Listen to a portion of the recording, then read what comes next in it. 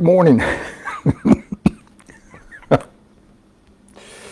I'm looking for that minority group that have gotten into this, it's not a cult, but this heresy called Christian Torah submission.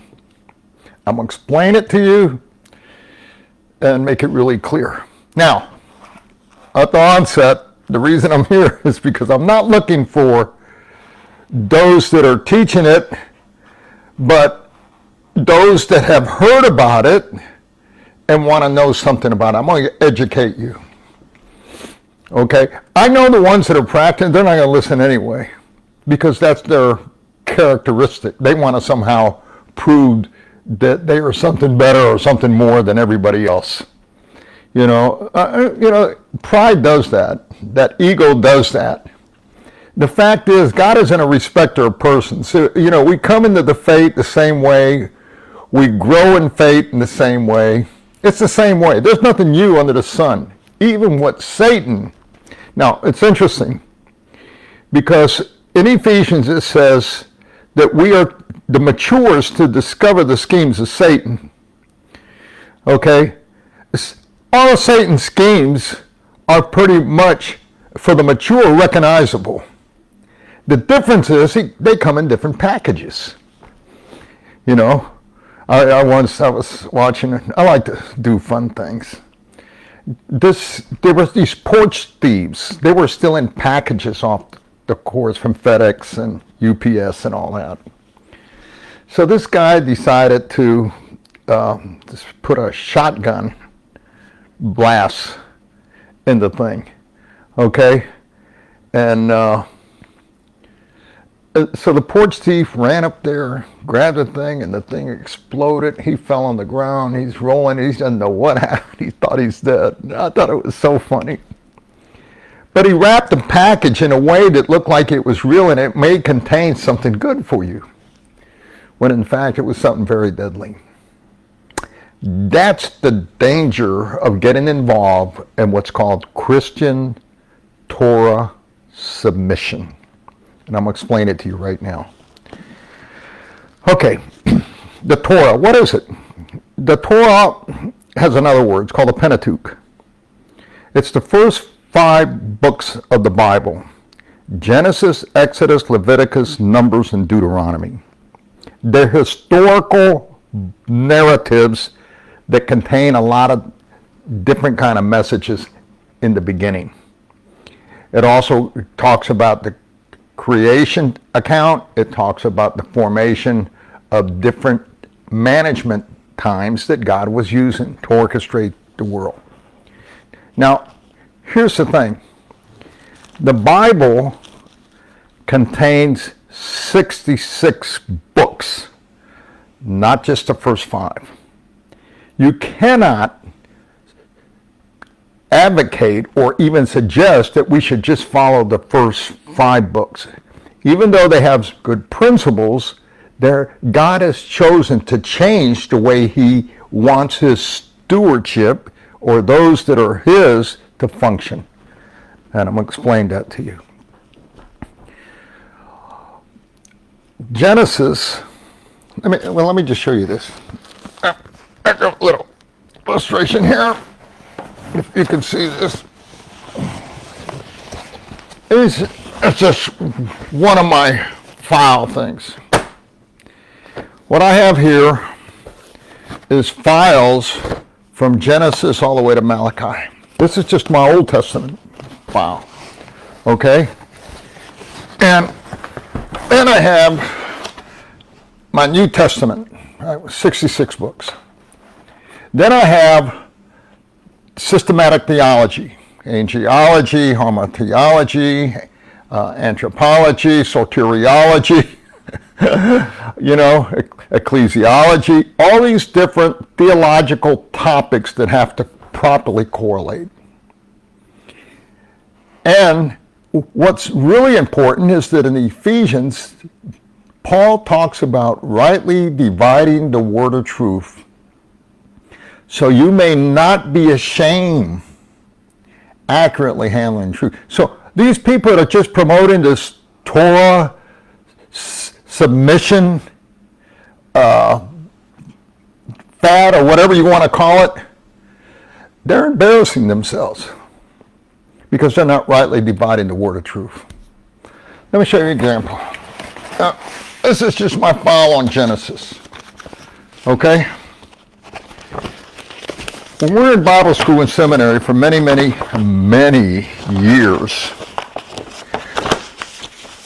we have to, I don't know if you can see this, I'm a Pico. We had to chart every book of the Bible. On the top, we gave a title to each chapter. In between, we run various what they call literary observations on how the author is constructing his book. Okay, whether there's climaxes in terms of change of and pivots, where there's change of direction, climax where things are coming to a point, like the fall. Hey, something changed here. Okay, or pivots like Israel going into the desert. All these different things, I can see at a glance.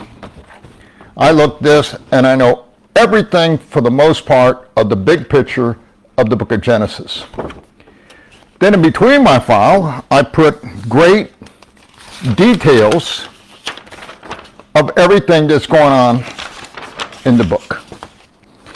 Then I have extensive notes of each verse, each chapter, and everything as constructed from the Hebrew.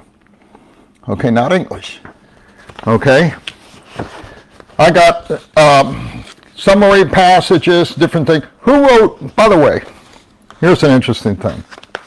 I want you people to think about this. Let me just put this back.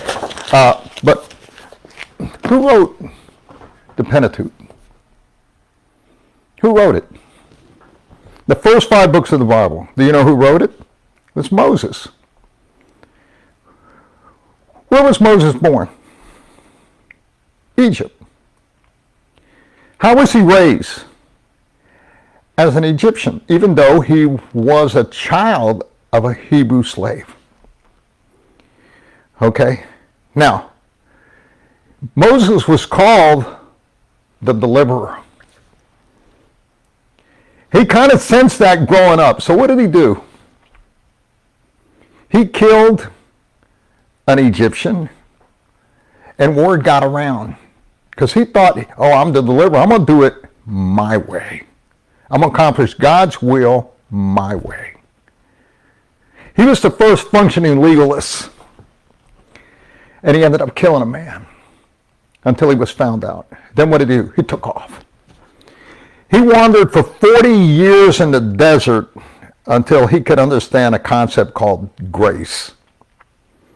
Okay? That apart from Christ, we can do nothing. So eventually, he goes up, you know the story, and he has an encounter with God in the burning bush. And God begins to reveal some things to him. And even then, by that time, Moses was so humble that God was telling him to go and speak before Pharaoh, and Moses didn't want to do it. He was that insecure. He went from being totally confident in himself to where he had no confidence in himself. So God gave him Aaron to be his spokesman. Only for a while did that change. But I want you to think about something. Moses is the one that wrote the Pentateuch, or the Torah. Okay, the first 5 books of the Bible. When Moses went back to Egypt, and he finally brought all the Hebrews out of Egypt, based on God's leading, dividing the water, and all the miracles, raining down manna from heaven.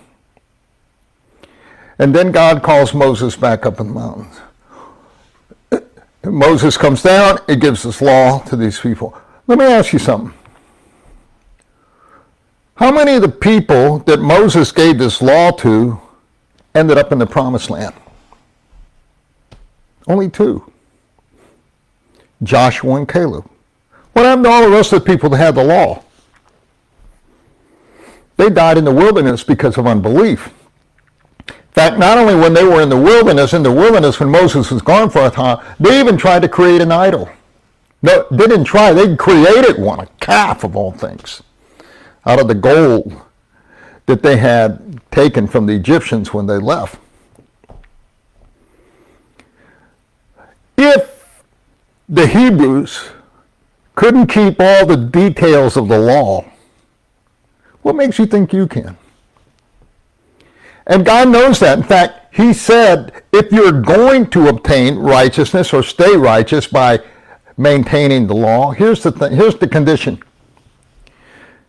You must do it perfectly. If not, you're going to come under the curse of the law. Because the law then is going to be your judge. Here's what I would like you to do. You people that practice Torah submission, send me one day, a video of you. I like to observe you for one day. Kind of like a reality TV observing the law as given to Moses in the desert. What do you got? Genesis. Genesis is what? People can, oh Manny, you don't like the Torah. No, that's not true. I studied it. But not just the Torah, all the Old Testament. Genesis, what's Genesis about? It's a book about beginnings. We would know about the origin of creation if Moses hadn't written it down. It's a book of wanderings, covenants. Okay, Noahic covenant, the rainbow. Okay, all the way through Exodus. What's Exodus about? Again, wandering, Genesis, Exodus, the transition from Genesis to Exodus. It's a historical narrative. Leviticus. Oh, you don't follow these laws, there are consequences.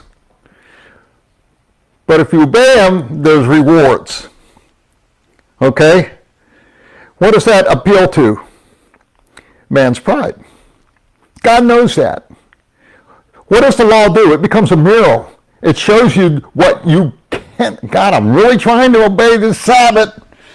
But you know, my sheep fell down in the well. Jesus later on talking in the gospel, he says this, man wasn't made for the Sabbath was made for man. It was the idea of giving them one day of rest when they were working every day, especially under oppression. But it doesn't do anything for whether you keep it or don't keep it, one way or another. It doesn't make you righteous and it doesn't keep you righteous. Okay? It may make you think you are, but the fact of the matter is, when Christ died on the cross, it was finished. You became righteous, just as if you had never sinned. You were justified. You were propitiated. Okay. Leviticus. Numbers. What is Numbers all about? Same thing, basically. Then Deuteronomy. Okay. You have in Deuteronomy, you have these books, you have a lot of what's called causistic law. You know what causistic law is? Case-by-case situations. If my neighbor accidentally kills my cow, how am I obligated? Common sense thinking. And that's what it's about, the first 5 books of the Bible. So these so-called Christian Torah submitter, they feel they got to be under this law specifically, and they try to apply this thing into grace. Well, that's what Satan wants you to do. That's what Paul's addressing in the book of Galatians. Here you have these Judaizers, they came along, and they're trying to reintroduce the law to Gentiles. They couldn't keep the law. That's why Jesus told them, you're the blind leading the blind. In fact, in the Old Testament, these Pharisees and scribes and religious zealots, they not only kept the law, they invented more. They sit around thinking of what more law they could put in. In fact, here's one. Hilarious. To go into the Holy of Holies, the high priest could do it once a year. So they're sitting around thinking, what if he goes in there and dies? Nobody else is permitted to go in. He's going to stink up the whole place. How are we going to get him out? So they came up with an idea. Oh, we're going to tie a rope around his ankle and foot. So in case he dies, we'll yank it to see if there's no pull back. We'll know he's dead. We can pull him out. Hey, listen, let me ask you something. When Jesus died on the cross, he said it was finished. The Holy of Holies, there was a curtain there. Was it ripped? How was it ripped? Think about that. Not from bottom up, top down. What did God do? He opened up the Holy of Holies. He made it accessibility to him directly for anybody. If I want to go to God, I just go. God, here's Manny again. I do it all the time. I have running conversations with God. I told him about what I was going to do here. God, there's these people here. They go doing it again. How do you want me to talk to them? How can I communicate to those people that are on the fence here? They're going to cross over into this functioning legalistic thing, and they're going to become in bondage, and they're going to become a snare, and it's going to mentally and emotionally affect them. I don't want that. I'm sure you don't either. Let me read one thing to you. Galatians chapter 3. We're still in that. Galatians chapter 3. And Paul's talking about the law. By the way, if you go to Galatians chapter 3, the Apostle Paul poses 5 questions. 5 of them. Find them. They're hypotheticals. The first one I'll give you. You foolish Galatians, who has bewitched you? Okay? It's meaning to get non-thinking Christians, these 5 questions, to start thinking about some things. Okay? To start rightly dividing the word of truth. To start to understand that there's 66 books in the Bible and that God manages his world in different ways at different times. And right now we're under the body of Christ called grace, and it's different than it was under the Old Testament law, when he was trying to make a nation for himself that was distinct from all the other nations. But look, Satan's doing the same thing. They wanted a king. God gave it to them. The churches today want to be like the world. So God lets them have it. The spiritually mature recognize them. The biblically discerning recognize them.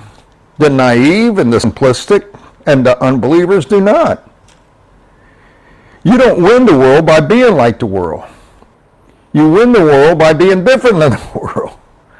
In the Old Testament, there was a law that says you should not mark or scar your body or put tattoos on you. Now, here's the thing. Does that law cross over to today? That's where you have to know hermeneutics, the art of interpretation. What is applicable today from the law and what is not? Okay, let me give you an example on that particular principle. Should we get tattoos today? Is it okay? And the answer is emphatically, even more so, no. Why? Because in the Old Testament, the pagan nations used to scar and tattoo themselves, and God didn't want them to look like them. Now, under the New Covenant, in the New Testament, he still wants us, he says, come out from among them and be separate. Don't look or smell like the world. Okay? And what does he say in Romans 12? Verse 1. Commit yourself as a living sacrifice, that you may accurately prove what's well. Do not be conformed to this world. Okay, and he adds to it in the New Covenant that your body is the temple of the Holy Spirit. Can you imagine Jesus getting tattoos, a sleeve tattoo and all that? I mean, how about his mother? How stupid. And then, oh, but I'm going to do this so that I can win the world. Jesus never had to do that to win the world. Neither did the disciples. In fact, God says quite the contrary. So it's same old Satan schemes, just packaged differently. Okay, so he says here in verse 23. Before this fate came, we were held prisoners. That's why I say you'd be under a curse. By the law. Locked up until fate should be revealed. So those that put themselves in the law, you knew Christian, Torah, you put yourself in the law, you're in that bondage. You're in that box now. I'll tell you, it can do some emotional damage to you or your kids. Okay? Because you can't keep it. Not consistently. There's no way. Yet he says here in this word that if you're going to keep it, you must keep it perfectly. Or just as if you had never kept one right to begin with. So the law was put in charge, and here's right, to lead us to Christ that we might be justified by faith.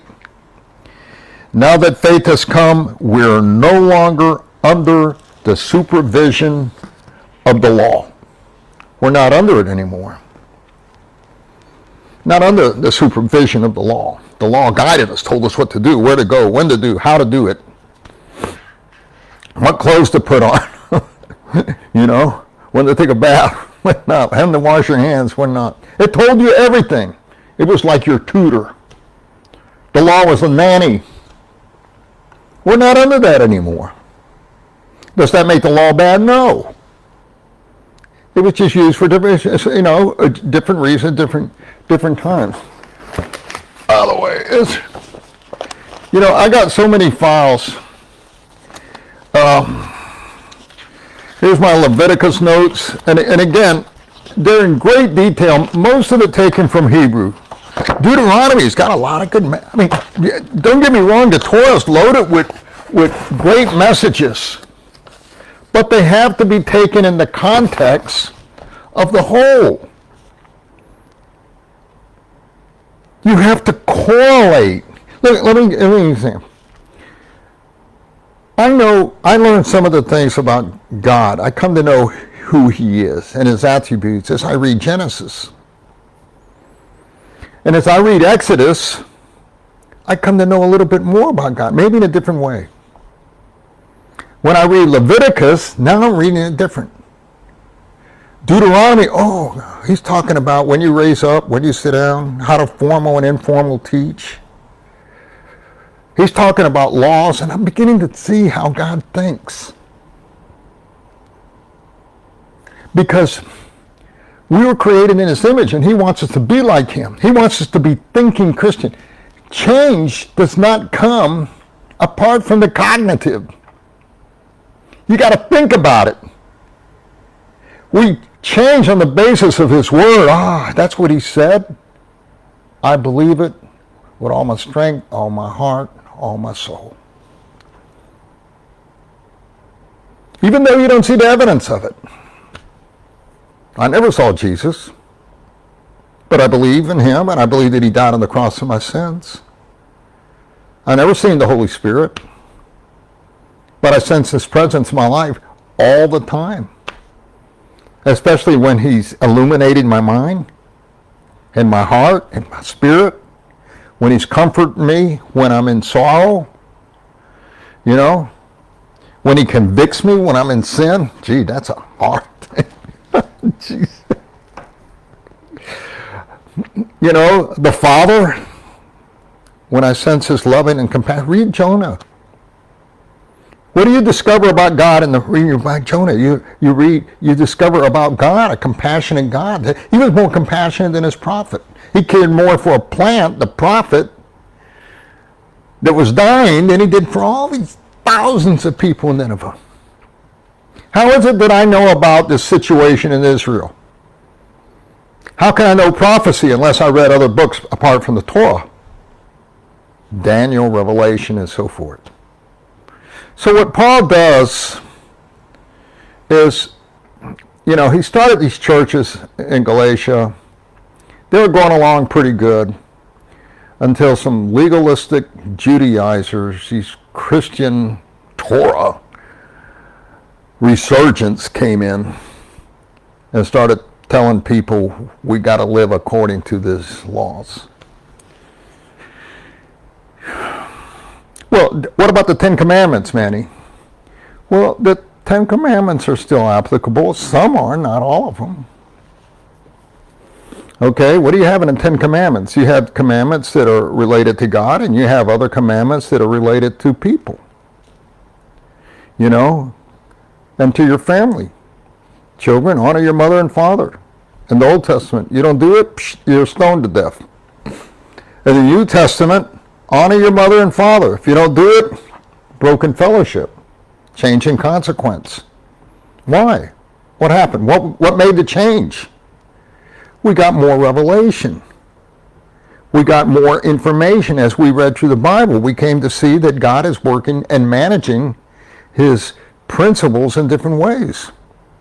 Does that nullify the principle that children should honor their mother and father? No.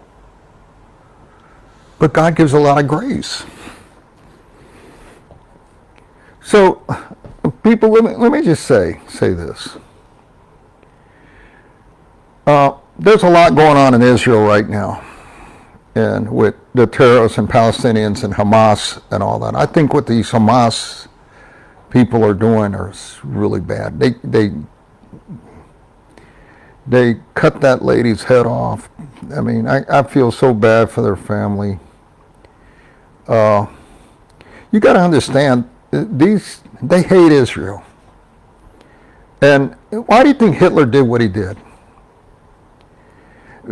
The Jewish people, in a sense, because of their rebellion and disobedience to God, has brought upon themselves a lot of animosity that they wouldn't have had they been obedient. Because God then would have been their king and leading and guiding. They wouldn't have all these skirmishes. But there's not going to be peace in Israel until Jesus returns and establishes his throne in the millennium. There's going to be more and more and more of this. Should we be supportive of Israel? Absolutely. The Jewish people? Not necessarily. Jewish Christians? Absolutely. But the thing I'm supportive, and I said in my last message, is the covenants that God made, the promises he made. That I am supportive. I think Israel right now should just run out every Arab and take the land that they have, that God gave them. He gave them all that real estate. Go ahead and take it. God said to do it. They don't do it. Why? Because you see all these politics and different things, and people got their hands in their pocket, and there's all this different drama that goes on that happens when you're disobedient to the simple plan of God. God says, I give you this land, possess it. But if you start trying to please everybody, now they're angry, oh, well, you're killing Palestinians, innocent Palestinians. What did the Hamas plotters of this evil think was going to happen?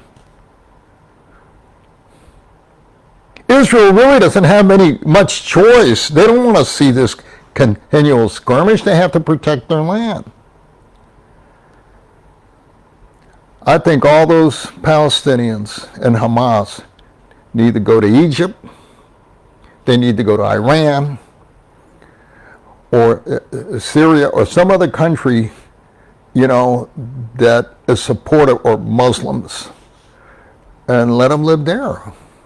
I always tell people this, hey, you're a Jehovah's Witness, you're not going to be happy in a Christian church. Go to your Jehovah's Witness church. You're a Catholic, go to your Catholic church. You're a Bible-believing Christian, go to a Bible-believing church. You're a charismatic, go to your charismatic church. Why is there all that division? Because people have different thinking, different philosophy, different ideologies, different worldviews. The beautiful thing about Israel is that God chose these people to be his representatives on earth. And he made a covenant with them that he was going to bless all the nations through them. If they are obedient. They have not been. And to get reintroduced in the law, they're just the blind leading the blind. Okay. I hope you understand. Look, you want to follow the Torah, go ahead. But you're missing out on, 62 other books of the Bible that has a lot more to say, and it expands on the Pentateuch that Moses wrote. And I tell you what, I want to be a Joshua and Caleb. I want to get into the promised land. There's only one way to promise. You're going to get in the promise. You got to read the book of Hebrews about that. And it tells you how you can enter into that land of rest. I got great rest today. The law doesn't bring rest. It brings guilt. Now, what did I do with my binoculars? I'm going to go looking for those Christian Judaizers. There's one over there.